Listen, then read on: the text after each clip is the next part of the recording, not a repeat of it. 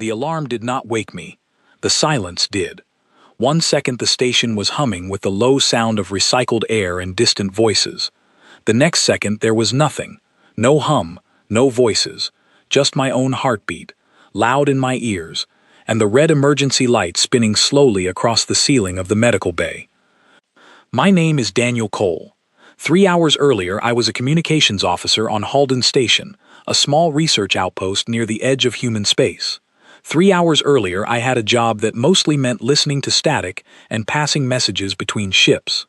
3 hours earlier, I did not know what it felt like to watch an entire world go quiet. I pushed myself up from the floor. My head throbbed. There was a cut above my eyebrow that had already dried. I did not remember falling. I did not remember much of anything after the first flash of light through the observation window. The station had been hosting a delegation, guests from a species we had only recently begun speaking with, calling themselves the Veyroon. They came with soft voices and slow, careful movements, and our diplomats had been thrilled. Contact without conflict, they said. Proof that Earth could build bridges instead of walls. I remember Laura Bennett, our station director, greeting them personally at the docking bay. I remember her laughing at something one of them said. I remember thinking that maybe, finally, the galaxy was going to be kind to us. I was wrong. I walked out of the medical bay into a corridor lit only by the pulsing emergency lights.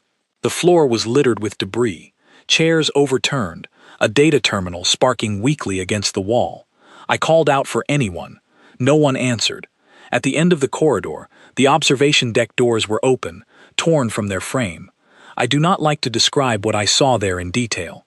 I will only say this: the guests we had welcomed were gone, and so was almost everyone who had gone to greet them. The deck itself looked as though something enormous had passed through it without slowing down.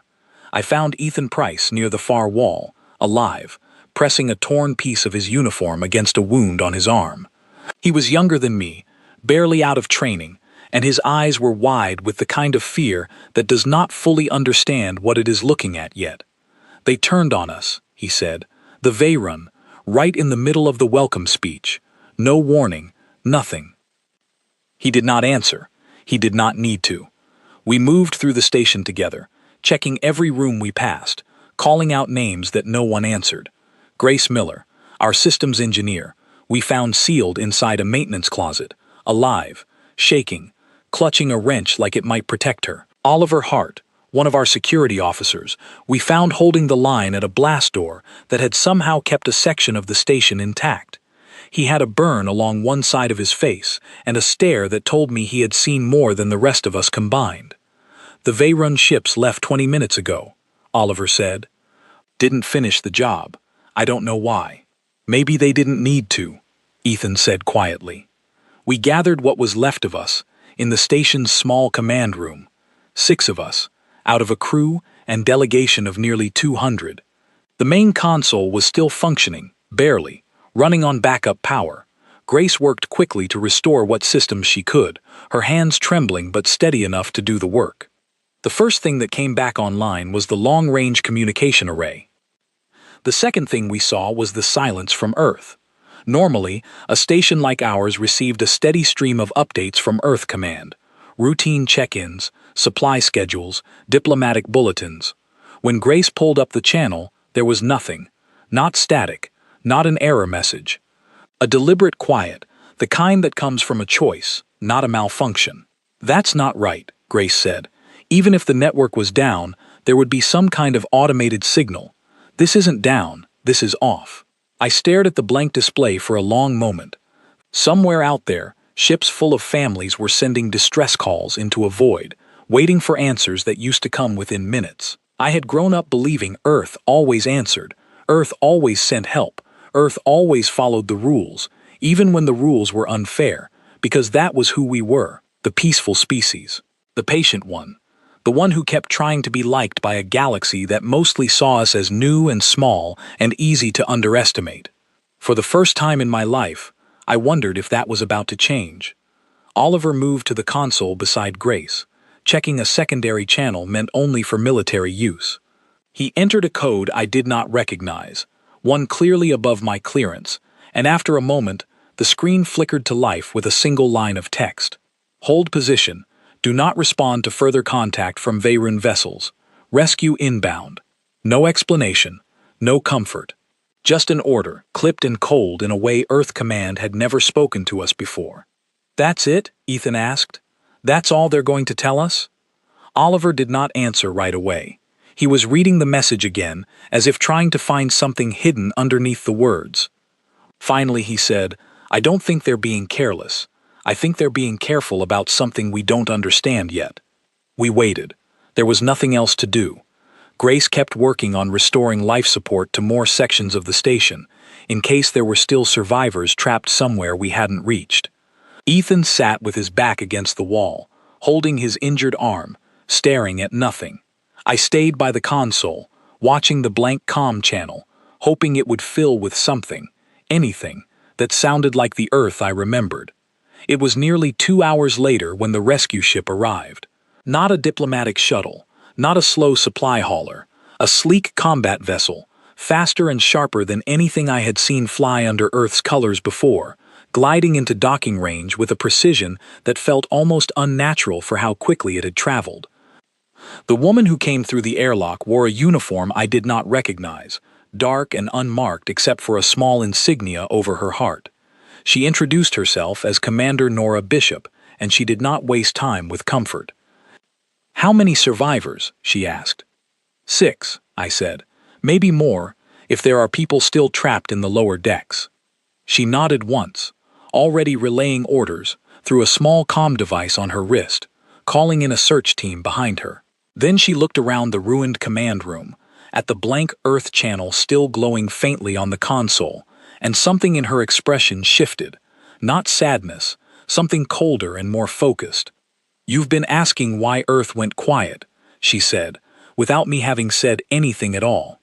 "Yes," I admitted. "Because we were listening," she said, "to everything, every station, every colony, every ship that sent a distress call in the last 6 hours. We didn't answer right away, because we were counting." "Counting what?" She turned to look at me directly, and for the first time I saw exhaustion behind her eyes, deep and old, like she had been carrying something heavy for a very long time and had only just set it down.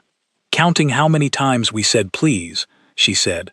"How many times we asked permission to defend ourselves.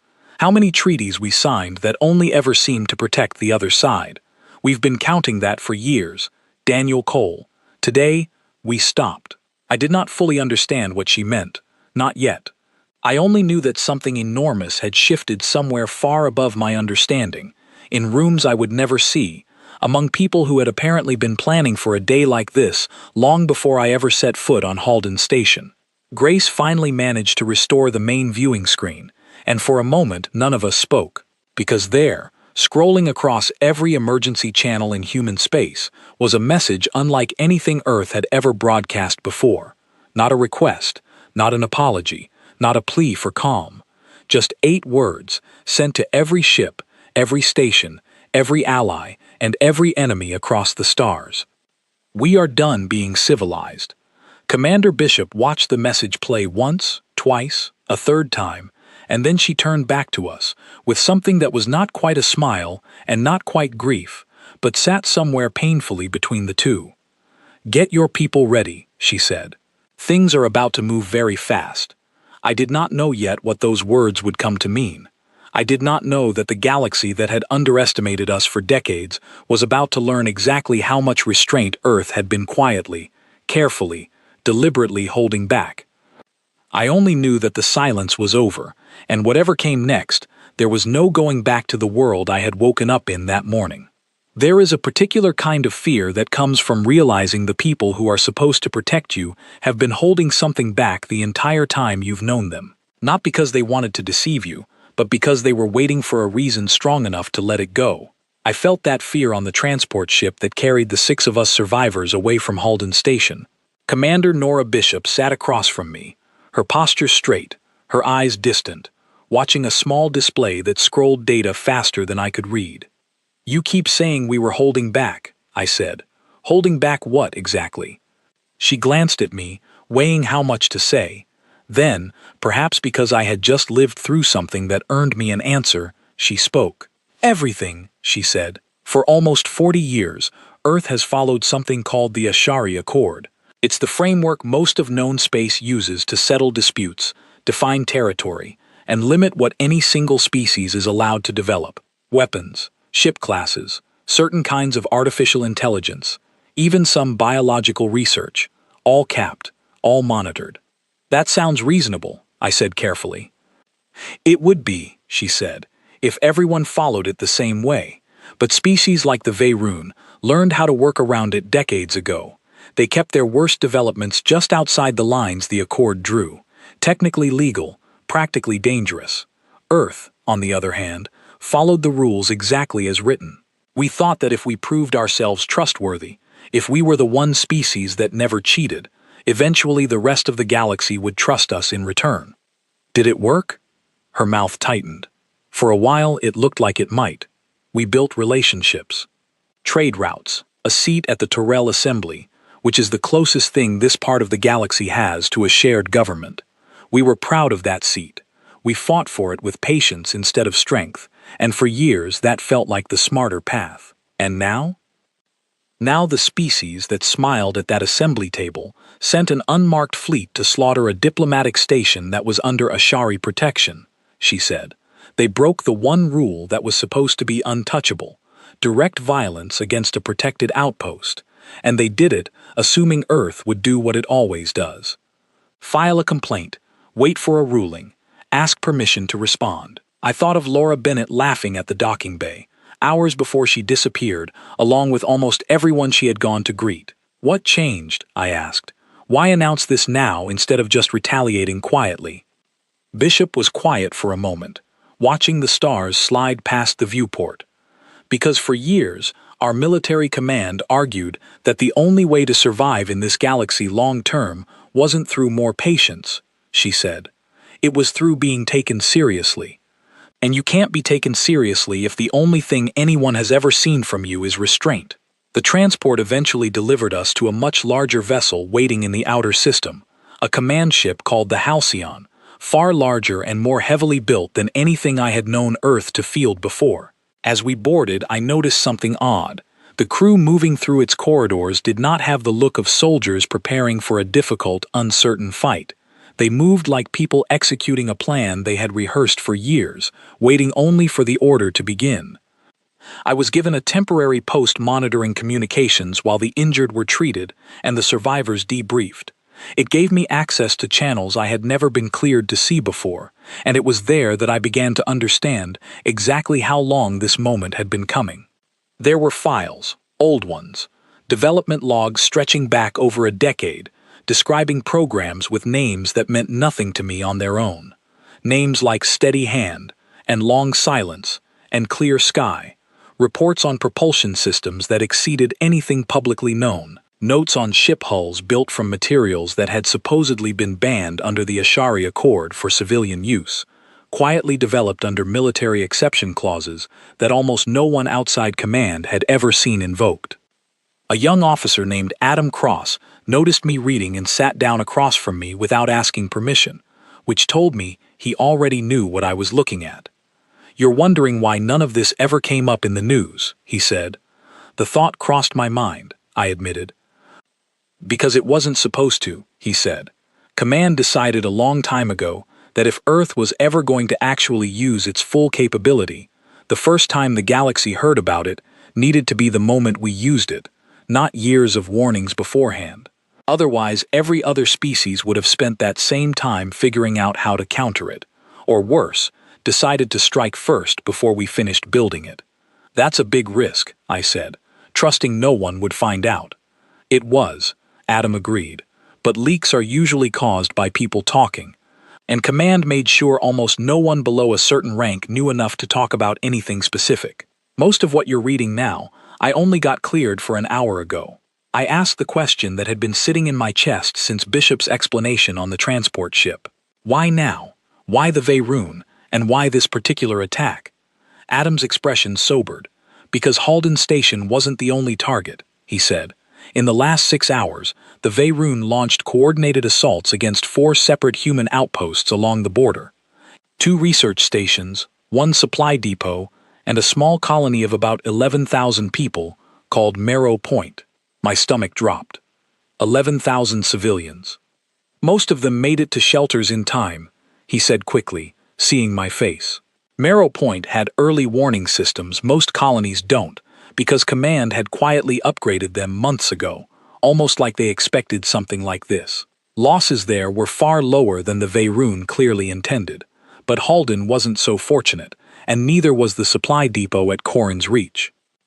I thought about the observation deck on Halden Station, the debris, the silence where 200 people used to be.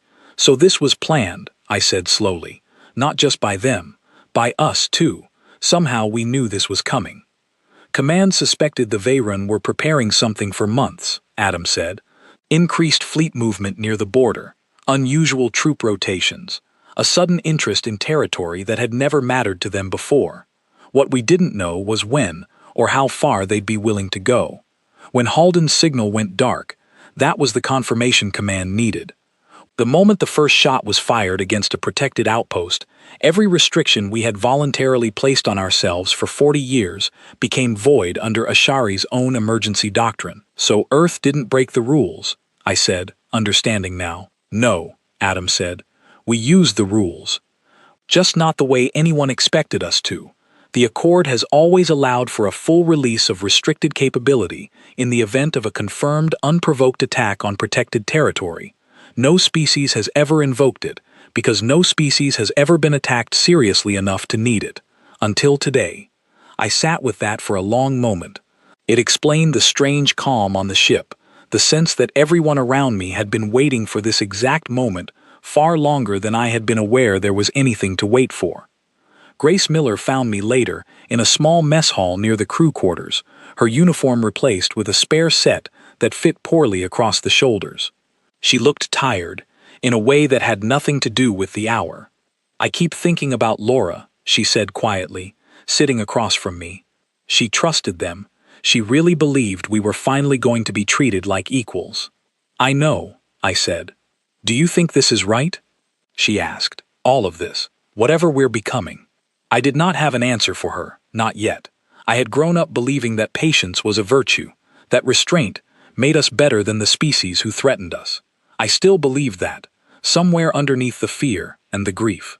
But I had also watched an observation deck reduced to wreckage, had heard Commander Bishop describe years of quietly counted humiliations, had read files describing weapons kept secret, not out of dishonesty, but out of the desperate hope they would never have to be used at all.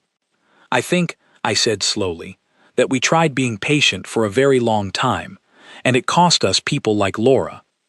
Grace was quiet for a moment. Then she asked the question that, I suspect, every person on that ship was asking themselves in their own private way. What happens now? Before I could answer, the ship's intercom crackled to life, and Commander Bishop's voice carried through every corridor of the Halcyon, calm and steady, in a way that somehow made the words that followed even more unsettling. All hands, prepare for translation to Veyroon border space. Command has authorized full engagement protocols. This is not a drill, and this is not a negotiation. We move in 6 hours. Grace looked at me across the table, her hands wrapped tightly around a cup of something that had long gone cold. I guess that answers that, she said. Outside the small viewport behind her, the stars had begun to shift, the ship's engines humming with a power I had never felt before, steady and enormous, like something ancient finally waking up after a very long sleep. The 6 hours before translation passed slower than any 6 hours I had ever lived through. I spent most of it in the communications bay, watching reports arrive from across human space. Marrow Point Colony, safe, though badly shaken. Corin's Reach Supply Depot, a near-total loss, 23 confirmed dead, dozens more missing, and a growing stream of messages from other species across the Tyrell Assembly, confused, alarmed, some openly panicked at the 8 words Earth had broadcast to the galaxy. I read one message twice before I fully understood it. It came from a species called the Doran, longtime allies of Earth within the Assembly, cautious traders who had always respected our patience, even when they privately thought it made us weak. We do not understand this declaration, the message read. Please clarify intentions. We ask that humanity remember the value of measured response. Commander Bishop, standing nearby reviewing her own reports, read the message over my shoulder and allowed herself something close to a tired, humorless laugh. They're worried, she said. Good. They should be. For 40 years, everyone assumed measured meant harmless. They're about to learn the difference. I wanted to ask her what exactly was coming, but a large part of me suspected I would understand it far better once I saw it with my own eyes, instead of hearing it described in careful command language. So instead I asked something smaller. What happens to people like me during this? I asked. I'm not a soldier. I run comms. You'll keep running comms, she said. Just faster, and for higher stakes than a supply schedule. Every person on this ship has a role in what's coming. Yours matters just as much as the person aiming a weapon. I did not entirely believe her, but I appreciated that she said it. Ethan Price found me an hour before translation, his arm now properly treated and secured in a light brace. He looked better than he had on Halden Station, though something in his eyes had not fully returned to where it used to be. You scared? He asked, sitting beside me. Yes, I admitted. You? Terrified, he said, with a small, humorless smile. But also something else. I keep thinking about the people on that observation deck, about Laura. I keep thinking, if this is what it takes to make sure that never happens to anyone else, maybe being scared is worth it. I understood exactly what he meant, even if I was not entirely at peace with it yet. When translation finally came, it was nothing like I expected. No violent shudder, no dramatic flash of light through the viewport, just a soft hum through the deck plating, a brief pull at the center of my stomach, and then the stars outside the viewport rearranged themselves into an unfamiliar pattern. We had arrived at the edge of Veyroon border space, the main view screen in the command center, where I had been temporarily stationed to assist with communication traffic, filled with a view unlike anything I had ever seen from an Earth vessel. Behind the Halcyon, spreading out in careful formation, was a fleet larger and more advanced than anything I had known Earth possessed. Sleek combat ships, with hulls that seemed to bend light strangely at their edges. Massive support vessels bristling with equipment I did not recognize. And at the center of it all, something enormous and quiet. A ship so large it seemed to swallow the starlight around it, its surface marked with a single insignia I had only ever seen in the oldest historical archives from Earth's earliest, most idealistic years in space. That's the Solace, Adam Cross said, appearing beside me, his voice hushed with something between awe and unease. Command's flagship. Most of us have only ever seen pictures. It's been under construction for 11 years. 11 years, I repeated. Before any of this happened. Command didn't build all this because they knew exactly what would happen, Adam said. They built it because they knew something eventually would. They just made sure we'd be ready when it did. Commander Bishop moved to the center of the command deck, her expression calm, focused, entirely without the fear I felt sitting heavy in my own chest. She opened a channel that I understood, from the indicator lights around it, was broadcasting not just across our fleet, but across every Veyron vessel currently within range. This is Commander Nora Bishop of Earth Fleet, aboard the combat vessel Halcyon, she said, her voice steady and clear. 6 hours ago, your forces conducted unprovoked and unauthorized action against protected human territory under a Sharia Accord jurisdiction. 4 separate outposts. Hundreds of confirmed losses among diplomatic and civilian personnel. There was a pause, static crackling faintly as the channel remained open, waiting. Under Article 12 of the Accord, this action constitutes grounds for full release from voluntary restriction, she continued. Effective immediately, Earth withdraws from all self-imposed limitations previously honored under that accord. We are not here to negotiate a response. We are here to deliver one. The silence that followed felt different from the silence on Halden Station. That silence had been empty, hollow, full of absence. This silence was full of something else. Attention, Fear, perhaps, from ships that had spent decades assuming they understood exactly how far Earth was willing to go. A response came a few minutes later, a Veyron voice, clipped and formal, demanding clarification, insisting the attack had been the action of a rogue faction, not sanctioned by their central command. Bishop's expression did not change. "That claim will be evaluated," she said simply. "In the meantime, stand down all vessels currently within this system and prepare to be boarded for verification. Any vessel that does not comply within 10 minutes will be treated as a continuing threat." 10 minutes. I watched the countdown appear on a secondary display, ticking downward with a calm precision that felt almost cruel in how ordinary it looked. Around the 8-minute mark, sensor readings across the command deck lit up. Several Veyron vessels, instead of standing down, began powering weapons systems, moving into what our tactical officers quickly identified as an attack formation. "They're not standing down," a young tactical officer named Ivy Sutton reported, her voice tight. "Multiple vessels charging weapons. Estimated time to firing range, 4 minutes." Commander Bishop did not look alarmed. If anything, her posture relaxed slightly, as though this was the outcome she had expected all along. "Understood," she said. "All vessels, engage defensive posture. Fleet command, execute clear sky." I did not know what clear sky meant. Not specifically, though I had seen the name in the old development files Adam had shown me earlier. I understood what it meant only moments later, when the massive flagship Solus, silent until now, released a coordinated volley of something I had no name for, precise and overwhelming, directed not at the Veyron ships broadly, but with startling accuracy at the specific weapon systems those ships had just powered up. It was over in less than 90 seconds, not with the chaotic violence of the attack on Halden Station, but with a kind of terrible, controlled precision. Weapon systems disabled across nearly a dozen Veyron vessels simultaneously, their offensive capability neutralized before they had fired a single shot in return. No wild destruction, no unnecessary loss, just an overwhelming demonstration that the fight the Veyron had expected was not the fight they were going to get. The command deck was quiet for a long moment afterward.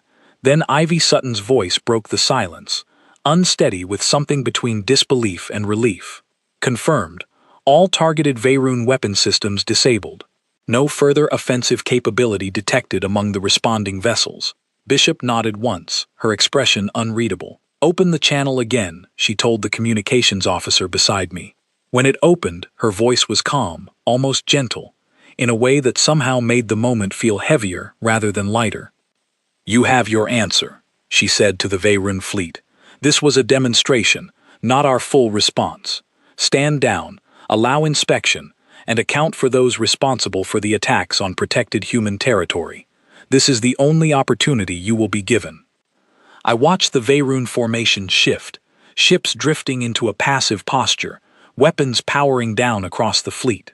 Whatever confidence had led them into that attack formation minutes earlier had clearly evaporated the moment they understood exactly what Earth had been holding back all this time. Grace Miller, who had been assisting with system diagnostics nearby, finally exhaled a breath she seemed to have been holding since the countdown began. "We didn't lose anyone," she said quietly, almost to herself. "Not one ship." "No," Adam Cross said beside her. "That was the point. Command didn't build this to prove we could match their strength. They built it to prove we never needed to." I stood there on the command deck of the Halcyon, watching a fleet that had attacked us without warning, now drifting quietly, defenseless, waiting to see what we would do next. I thought about Laura Bennett, about the observation deck, about the 8 words that had been broadcast across every channel in human space only hours earlier. "We are done being civilized." I understood now that those words had never meant Earth intended to become cruel. They meant Earth intended to stop pretending to be smaller than it was. And watching that Veyron fleet surrender its weapons without a single shot needing to be fired in return, I began to understand that there might be a difference between those two things after all. The days that followed the confrontation at the Veyron border moved quickly, faster than I could fully process at the time, though looking back now I remember each moment with unusual clarity, the way people often remember the events that quietly reshape who they are. Earth fleet boarded and inspected the disabled Veyron vessels, confirming what many of us had already suspected. The attacks had not been the work of a rogue faction, as their central command initially claimed, but a coordinated operation, planned and authorized at the highest levels of Veyron leadership. Recordings recovered from one of the disabled command ships confirmed it plainly, officers discussing the attack in advance, confident that Earth's response would be limited to formal complaints and diplomatic pressure, exactly as it always had been before. I was present in the communications bay when Commander Bishop reviewed those recordings for the first time. She watched them without visible anger, though something in her expression tightened as the Veyron officer in the recording laughed about how predictable Earth's restraint had become. "They didn't expect us to fight back," she said quietly, almost to herself. "They expected us to ask for permission to be upset." The Toral Assembly convened an emergency session shortly afterward, and Earth was granted a place at the table that felt different from every previous appearance we had made there. Not the cautious, grateful presence of a species still trying to prove it belonged, but something quieter and firmer, a presence that no longer needed to ask. I was not present for that session personally, but Adam Cross, who had been assigned to monitor diplomatic channels during the proceedings, described it to me afterward in the mess hall, his voice still carrying a note of disbelief. "Species that used to barely acknowledge our delegates were suddenly asking direct questions," he said. "Not about our intentions toward them specifically, about whether we'd consider extending protection agreements to their own borders. Overnight, humanity went from the polite species everyone quietly underestimated to the one nobody wanted to provoke." "That's what Bishop wanted," I said. "Not fear exactly, just to never be underestimated again." "I think it's more complicated for her than that," Adam said. "I've seen her read those recovered recordings 4 separate times since we boarded those ships. I don't think this feels like a victory to her. I think it feels like something she wishes had never been necessary." I understood that feeling more than I expected to, because despite everything, despite the vast and careful strength Earth had revealed, I found myself thinking constantly of Laura Bennett, of the empty observation deck, of Grace Miller's quiet question in the mess hall days earlier. What happens now? I did not think the answer was as simple as victory. That uncertainty became sharply personal a few days later, when I was assigned to accompany a small diplomatic party sent to negotiate directly with Veyron leadership regarding reparations and accountability for the attacks. Commander Bishop led the delegation herself, along with Grace, Ethan, and myself, chosen, I suspect, because we had lived through the attack ourselves and could speak to its consequences firsthand, in a way official reports could not fully capture. We met the Veyron delegation aboard a neutral station maintained by the Toral Assembly, a wide, circular structure built specifically for negotiations between species who did not entirely trust one another. The Veyron representative, an official named Tessic Vorin, entered the room with far less confidence than I remembered from the recordings of the attack's planning stages. Whatever certainty their leadership once had about Earth's limitations had clearly been replaced with something closer to caution. "We are prepared to discuss reparations," Vorin said carefully, after the formal introductions concluded, "and to formally identify the officers responsible for authorizing the attacks." "Good," Bishop said evenly. "We'll also require full access to your border monitoring data for the past year, to confirm this was an isolated escalation and not the beginning of a broader pattern." Vorin hesitated. "That data includes sensitive military positioning." "So did the outposts your forces destroyed," Bishop replied, her voice calm but immovable. "This is not a negotiation over whether you will comply, Ambassador Vorin. It is a discussion of how quickly." I watched Vorin's expression shift, something between resentment and resignation settling into it. For the first time since the attack, I understood clearly what Adam had described.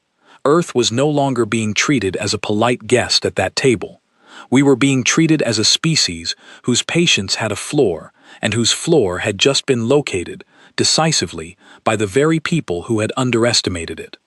During a brief recess in the negotiations, I found myself standing near a wide viewport overlooking the neutral station's central garden, a strange, quiet space filled with plants from a dozen different worlds, meant to remind delegates that peace, however fragile, was still the preferred outcome for everyone involved.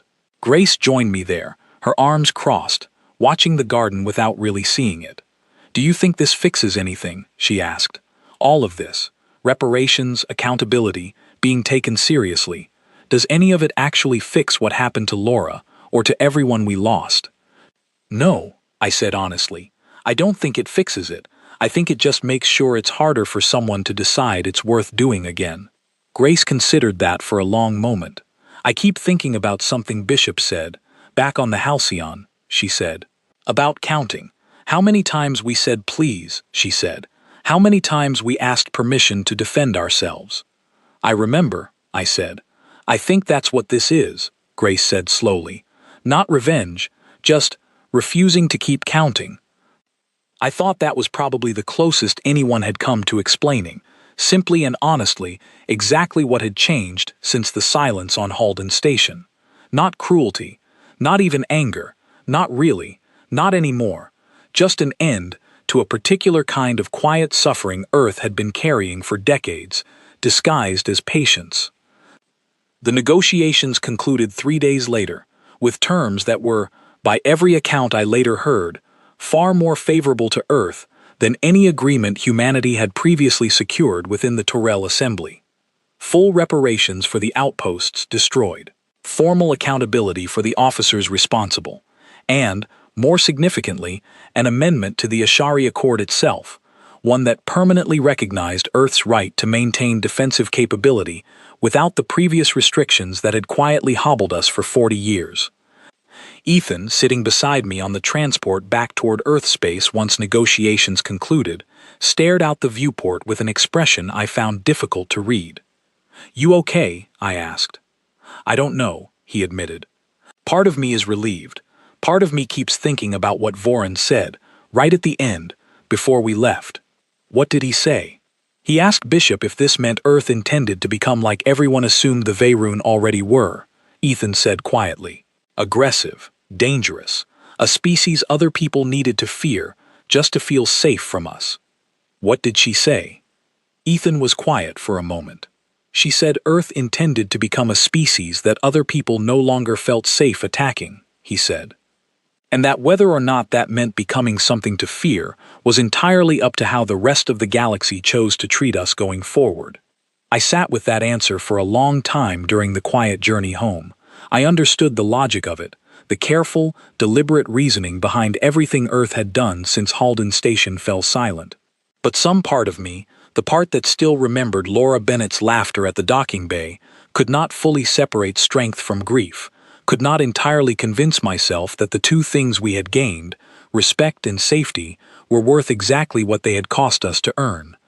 I did not yet know, on that quiet transport home, that the hardest choice of everything I had lived through since the massacre was still waiting for me, only weeks away, in a moment that would force me to decide for myself which version of that new strength I actually believed in. The weeks following the negotiations passed with a strange, uneasy calm, the kind that settles over a place after something enormous has happened, but before anyone fully understands what comes next. Earth's presence across known space had shifted permanently. Other species approached us differently now, some with newfound respect, others with a caution bordering on fear. The Tyrell Assembly, once a place where our delegates quietly worked to prove humanity deserved a seat at all, now treated our representatives as equals whose positions carried real weight. It should have felt like everything we had hoped for, decades of patient diplomacy finally rewarded. Instead, I spent most of those weeks feeling unsettled in a way I struggled to explain, even to Grace, who had become something like a close friend in the aftermath of everything we had survived together. I was reassigned to a small outpost near the border, tasked with monitoring communications for a joint patrol operation meant to ensure the terms of the new Accord Amendment were being respected on both sides. It was there, nearly a month after the Veyroon negotiations concluded, that the choice I had been quietly dreading finally arrived. A distress signal came through late one evening, faint and broken, originating from a small, unregistered vessel drifting near the edge of patrolled territory. Our patrol ship, a modest vessel called the Amara, was the nearest responder, and Commander Bishop, who had taken personal command of border operations following the negotiations, ordered an immediate intercept. When we reached the vessel, we found it was Veyroon, badly damaged, clearly not military, carrying a small crew of civilians, attempting to flee Veyroon space entirely. Their leader, an older woman named CivilizedHFY, explained through a shaking translator device that they were relatives of officers who had been identified as responsible for the attack on Halden Station, and that since the reparations agreement, they had faced increasing hostility and threats within Veyron territory, blamed by their own people for the humiliation Earth's response had caused. "We are not asking for forgiveness for what our family members did," Danth said, her voice unsteady. "We are asking only for somewhere safe to go. We have nowhere left."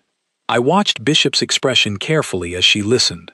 Under the new Accord Amendment, Earth had no formal obligation to assist Veyron civilians, especially those connected to the officers responsible for the original attack. Strictly speaking, we could turn them away entirely, and no one within the Assembly would have questioned that decision, given everything that had happened. But Bishop did not answer immediately. Instead, she turned to me, unexpectedly, and asked a question I had not anticipated. "You lived through what their relatives did to Halden Station," she said. "What do you think we should do?" I felt the weight of that question settle over me heavily. Part of me, the part still grieving Laura Bennett and everyone lost on that observation deck, wanted to say they deserved whatever consequences followed them home, that Earth owed nothing to the families of the people who had caused so much loss. But another part of me remembered Grace's words in that quiet garden weeks earlier. Not revenge, just refusing to keep counting. "I think," I said slowly, "that if we turn them away simply because of who their relatives are, we're punishing people for something they didn't do. And I think that's exactly the kind of thing we said we were done accepting, when we said we were done being civilized in the old way. Maybe being done with that old way doesn't mean stopping being fair. Maybe it just means being strong enough to choose fairness, instead of having it forced on us." Bishop studied me for a long moment, something unreadable passing behind her eyes. Then she turned back to CivilizedHFY. "You'll be granted temporary refuge within neutral assembly territory," she said. "Not out of obligation, out of choice. Earth is not interested in punishing people for crimes they did not commit." Danth's relief was immediate and visible, her shoulders sagging as though a great weight had finally lifted. "Thank you," she said quietly. "I did not expect this, given everything."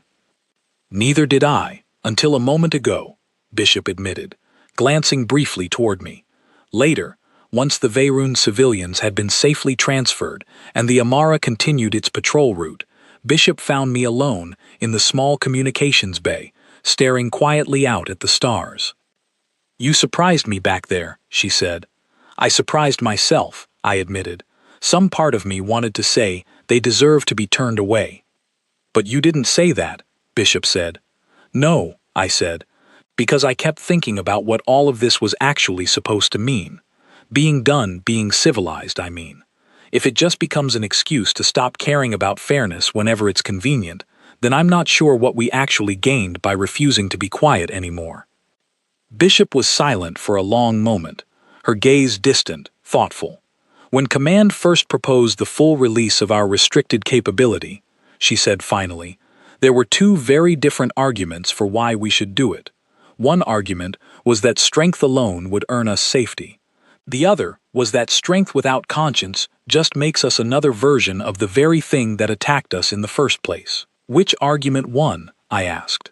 "Both, eventually," Bishop said. "We built the strength. But every senior officer I respect made sure conscience came with it. What happened today, choosing fairness even when no one would have questioned cruelty, that's not a departure from what Earth decided to become. That's exactly what we were supposed to become, if we did this right." I thought about that for a long time afterward, turning it over quietly as the Amara continued its slow patrol along the border. I thought about Laura Bennett, about the silence on Halden Station, about the 8 words broadcast across the stars that had changed everything for humanity in the span of a single day. We are done being civilized. I understood now, more clearly than I had in the chaos of that first day, that those words were never truly about abandoning kindness or fairness. They were about refusing to let kindness be mistaken for weakness ever again. About making sure that the next time some distant civilization considered whether attacking humanity might be easy, the answer would be an immediate and unmistakable no, not because Earth had become cruel, but because Earth had finally, painfully, learned exactly how much strength it had been quietly holding in reserve the entire time. Months later, the border outpost where I served received word that the Veyroon officers responsible for the original attacks had been formally removed from power, replaced by a new leadership more willing to engage honestly with the amended accord. Trade slowly resumed along the border. The Tyrell Assembly, still adjusting to Earth's new place within it, began drafting additional protections meant to prevent any species, including our own, from ever again exploiting the quiet vulnerabilities restraint had once created. I often think back to that first morning on Halden Station, waking to silence, finding Ethan bleeding quietly against the wall, discovering that Earth's answer to devastation was not immediate fury, but a long, deliberate pause before an answer far more complete than anyone expected. I think about Laura Bennett often, too. I like to believe that somewhere in the new Accord amendments, in the reparations paid, in the leadership replaced, in the small mercy shown to frightened civilians who had nowhere else to go, there is a version of justice that would have made sense to her. Not vengeance, just an ending to the particular kind of quiet suffering we had accepted for far too long, disguised as patience. Earth did not become cruel in the aftermath of that massacre.